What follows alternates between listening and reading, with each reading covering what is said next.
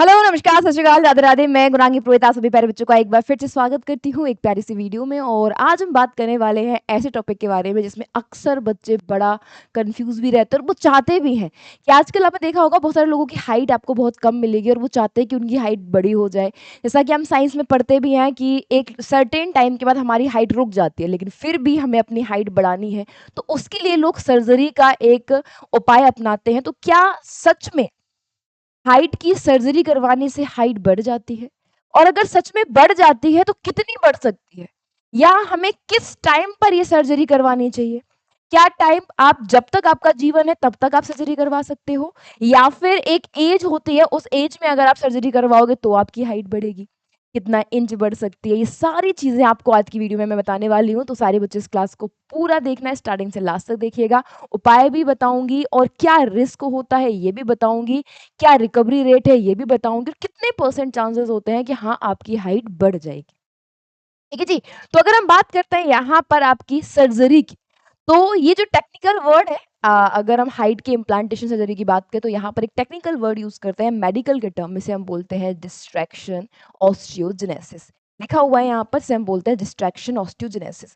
ये हम करवाते हैं और ये कब होता है, इसमें क्या होता है? इसमें सिंपल सी बात है, हमारी बोन जो हड्डियाँ होती है हमारी फीवर, यहाँ लिखा हुआ है फीमर, यहाँ लिखा हुआ है फीमर और साथ में आपकी टिबिया। ये 2 बोन है, इन दोनों को खींचा जाता है। यानी इसमें हम क्या करवाते हैं, इसमें हम कराते हैं ऑस्टियोटोमी, लिखा हुआ है। इसमें जब हम ऑस्टियोटोमी कराते हैं तो हम इसमें ना सिंपल सी बात है, ऑस्टियोटोमी का मतलब होता है हड्डियों को काटना। हड्डी को काटते हैं और उसको फिर खींचा जाता है। और खींचते क्यों है कि जो डिस्टेंस बीच में आ रहा है उस डिस्टेंस के बीच में दूसरी हड्डी डेवलप हो जाए। तो इससे क्या होता है, इससे ये होता है कि हाइट को इंक्रीज करते हैं, हाइट इंक्रीज हो जाती है।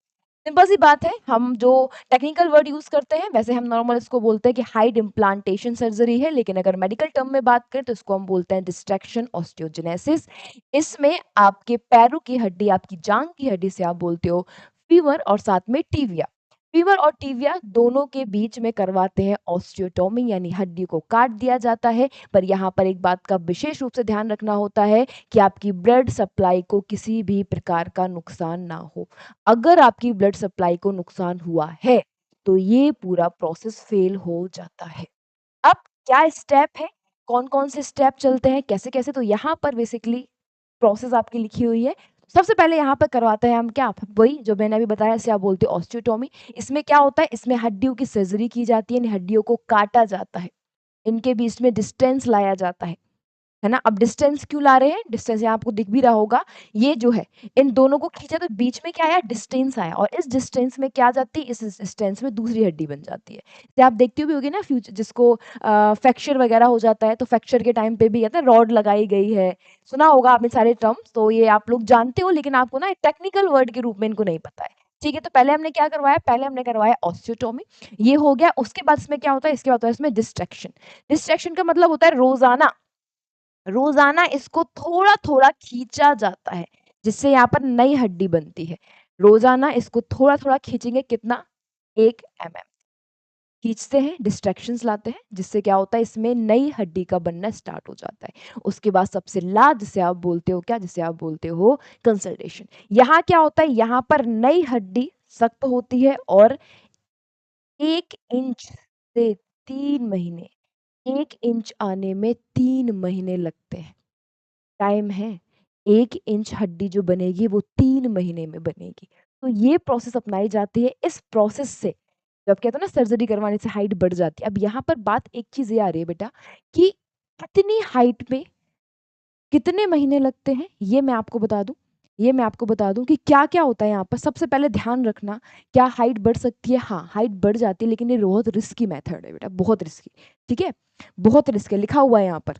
लिखा हुआ है कैसा? ये बहुत रिस्की है भई, बहुत रिस्की है। पूरा प्रोसेस डिपेंड करता है कि कितनी कह सकते हैं कितना क्लियरिटी से किया गया है। कहीं पर हमारे ब्लड में ब्लड सप्लाई ना डैमेज हुई हो, क्योंकि मेन है ब्लड सप्लाई। अगर ब्लड सप्लाई डैमेज हो गई तो ये ऑटोमैटिकली पूरा प्रोसेस फेल हो जाएगा। इसलिए बहुत रिस्की है। लगभग अगर मैं आपको बताऊँ तो लगभग यहाँ पे लिखा हुआ है 2 से 3 इंच बढ़ जाता है।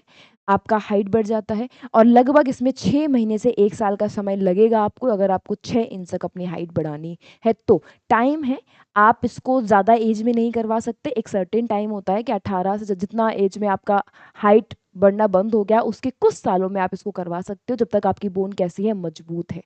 तब आप इस सर्जरी को करवा सकते हो। तो ये मैंने वही बोला कि रिस्की मेथड है, हर किसी को सूट भी नहीं करता है, ठीक है? लिखा हुआ है क्या रिस्क है, क्या रिकवरी रेट है, क्या सच्चाई है, याद रखना बेटा यहाँ पर।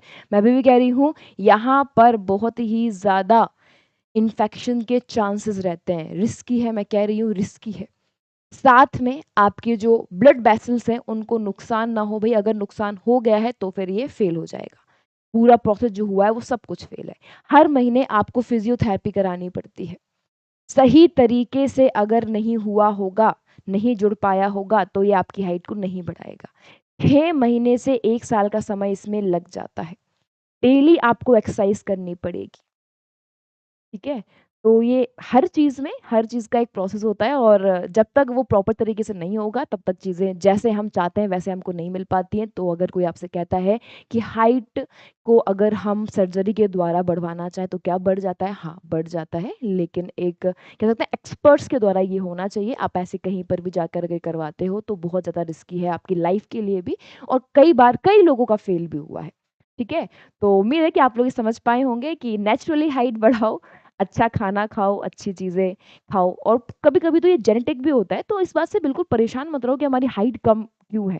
हो सकता है जेनेटिकली ऐसा हो, आपके पेरेंट्स के जीन हो, तो वो आपके अंदर आए हैं। अब बात आती है कि ये किन लोगों में ज़्यादा करवाया जाता है, किन लोगों को ज़रूरत है। तो सबसे पहला यहाँ लिखा हुआ होता है, जिसके जन्म से ही क्या हो, पैरों की लंबाई, दोनों की लंबाई में फ़र्क हो। यानी कभी-कभी आपने देखा होगा कुछ लोग ऐसे होते हैं जिनकी पैरों की लंबाई में गैप होता है, तो वो लोग ये करवाते हैं। उनके लिए डॉक्टर उनको क्या करते हैं, उनको बताते हैं कि हाँ, सलाह है कि आप ये करवा सकते हो।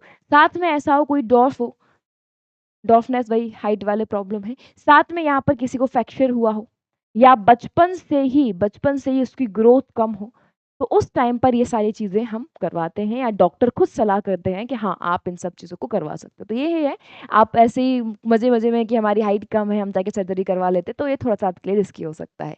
तो मिलते हैं अब आपको, उम्मीद है कि आप सबके दिमाग का फितूर खत्म हो गया होगा कि क्या-क्या होता है। तो याद रखना, साइंटिफिक टर्म को याद करा करो, इसको हम बोलते हैं डिस्ट्रैक्शन ऑस्टियोजेनेसिस, जिसे आप नॉर्मल भाषा में हाइट इम्प्लांटेशन सर्जरी कहते हो। तो मिलेंगे आपको नई वीडियो में नए कॉन्सेप्ट के साथ। तो खुश रहिए, मुस्कुराते रहिए, अपना प्यार बना के रखिए। नमस्कार, थैंक यू सो मच। जय हिंद।